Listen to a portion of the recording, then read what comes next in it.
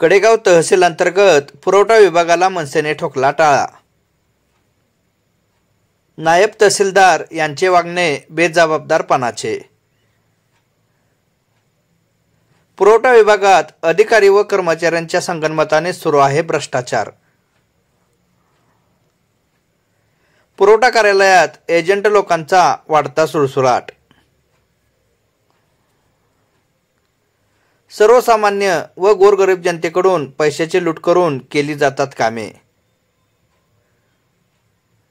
नागरिकांना होत असलेल्या फसवणुकीविरोधात मनसेने उठवला आवाज। सामान्य जनतेच्या न्यायासाठी पारदर्शक प्रशासनासाठी मनसेच्या माध्यमातून पुरवठा विभागाला ठोकण्यात आला टाळा। काय तुम्हाला येत नाही का? मग त्यांच्या जागेवर कोण आपण केलं नाही तुम्ही? एक दिवसासाठी अपॉइंटमेंट नसते कोणाची। बरं ठीक आहे, आज दिवसभर माणसं येणार, ती कुठे जाणार?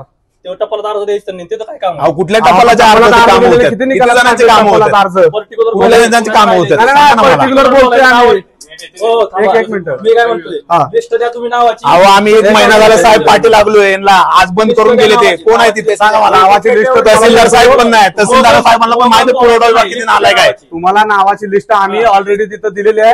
तुम्हाला आम्ही ऐकून घ्या, तुम्हाला आम्ही निवेदनात 8 दिवसात माहिती मागवली होती, तुम्ही माहिती का दिली नाही? पैसे भरायला तुम्ही पैसे भरायचं का? तुम्ही पत्र काढलं का आम्हाला सांगा? पत्र काढलं का तुम्ही अशी रक्कम भरा म्हणून? तुम्ही पत्र काढणार नाही, तुमची जबाबदारी नाही अधिकारी म्हणून आम्हाला पत्र पैसे भरा म्हणून। तुम्ही एक गोष्ट करा, तुम्हाला कुणी म्हणताय तुम्ही मोगम बोलायचं नाही, हे जर काम मोगम नाही, आम्ही पत्र दिलं होतं। एक मिनिट, तुम्हाला आम्ही पत्र दिलं होतं, तुम्ही आम्हाला नोटीस काढणं गरजेचं होतं की 8 दिवसात बाबा तुम्ही पैसे भरा तुमचे काय असेल ते। पुरवठावाले काढतील नोटीस, तुमचं जबाबदारी आहे। आज दिवसभर माणसं वाऱ्यावर जाणार काय? मग पुरवठा विभागाची, मग पुरवठा विभागाची माणसं वाऱ्यावर जाणार काय? 2 माणसं, इतर 4 माणसं बसलेली असतील इतर वेळेला।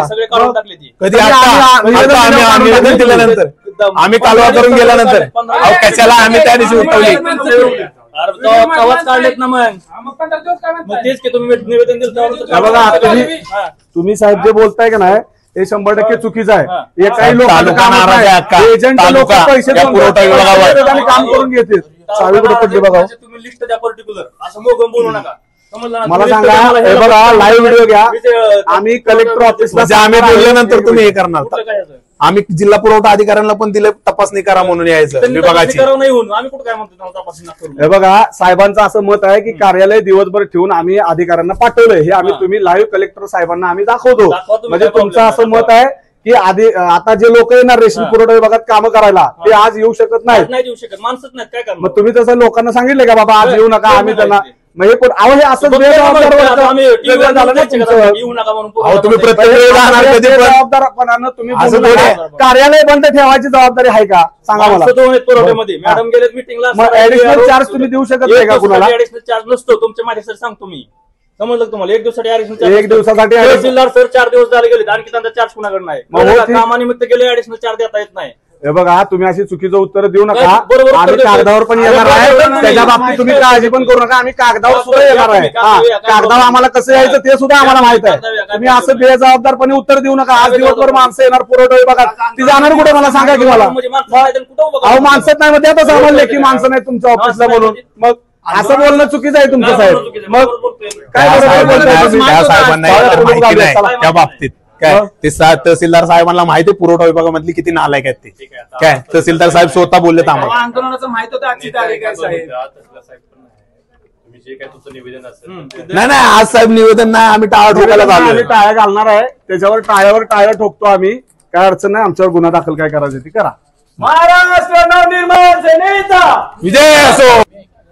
जय महाराष्ट्र, मी विशाल शिंदे, मनसे तालुका अध्यक्ष, कडेगाव, जिल्हा सांगली। आज 6 तारीख आहे आणि आज आम्ही पुरवठा विभागाला टाळा ठोकण्यासाठी आलोय।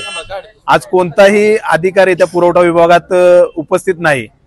आज आम्ही टाळा ठोकलेला आहे पुरवठा विभागाला, आणि आज बरेच लोक, आज पुरवठा विभाग बंद असल्यामुळे बरेच लोक या ठिकाणी आले आहेत, त्यांची देखील कामं राहिलेली आहेत। आज त्यांच्या तोंडातून आपण ही जी परिस्थिती पुरवठा विभागाची आहे ती आपण जाणून घेऊया। बोलत आहे असू द्या, बोला की।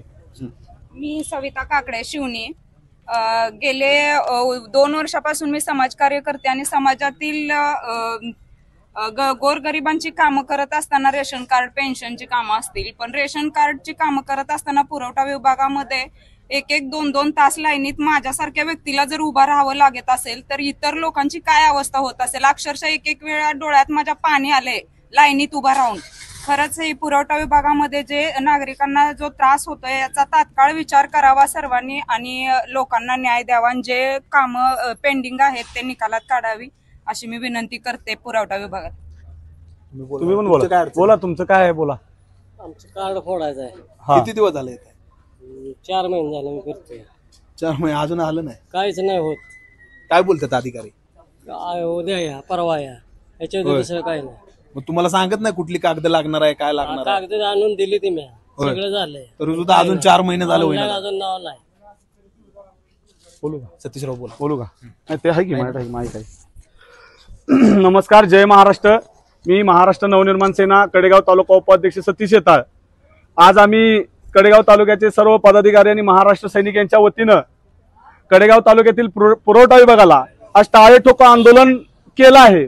या टाळे ठोको आंदोलन करण्यामागचं कारण कडेगाव तालुक्यातील सर्वसामान्य गोरगरीब कुटुंबातली जे रेशनिंग कार्डची कामं आपली तालुक्यावर घेऊन येतात, जे नावं वाढ असेल, कार्ड विभक्त करणं असेल, नवीन रेशनिंग कार्ड असेल, इथं कोणत्याही कार्यालयात काम केलं जात नाही, परंतु पाठीमागच्या दाराने येणाऱ्या व्यक्तींची कामं जोमाने केली जातात. अशी या पुरवठा अधिकारी पुरवठा कार्यालयाची परिस्थिती आहे. आज आम्ही आंदोलन करायला उपस्थित राहिलो असता कडेगावच्या पुरवठा विभागामध्ये कोणताही अधिकारी उपस्थित नाही आणि येथील नायब तहसीलदार अतिशय बेजबाबदारपणे उत्तर देत आहेत. आज मोठ्या प्रमाणात तालुक्यातील नागरिक आपली कामं इथे घेऊन आलेले असताना सुद्धा इथं कोणताही अधिकारी उत्तर देण्यास तयार नाही. याचा आम्ही मनसे पक्षाच्या वतीनं निषेध व्यक्त करतो आणि इथून पुढेही या पुरवठा विभागाचा पाठपुरावा कागदोपत्री पूर्ण केल्याशिवाय आम्ही स्वस्थ बसणार नाही. आणि या व्हिडिओच्या माध्यमातून अजून एक गोष्ट इथल्या अधिकाऱ्यांना सांगू शकतो की तुम्ही आम्हाला केसेसची धमकी घालू नका. आम्ही सन्माननीय राजसाहेबांचे महाराष्ट्र सैनिक आहोत. आम्ही केसेसला न घाबरणारे कार्यकर्ते आहोत, हे तुम्ही पहिल्यांदा लक्षात घ्या. गोरगरीब जनतेसाठी आम्हाला कोणत्याही दराला जावं लागलं तर आम्ही 100% जाऊ आणि त्यांना न्याय दिल्याशिवाय महाराष्ट्र नवनिर्माण सेना कडेगाव तालुक्याचे आमचे सन्माननीय तालुका अध्यक्ष विशाल शिंदे यांच्या नेतृत्वात आम्ही याचा 100% पाठपुरावा करू, हे या निमित्तानं सांगतो आणि थांबतो. महाराष्ट्र नवनिर्माण सेनेचा विजय असो. सन्माननीय राजसाहेब ठाकरे यांचा विजय असो.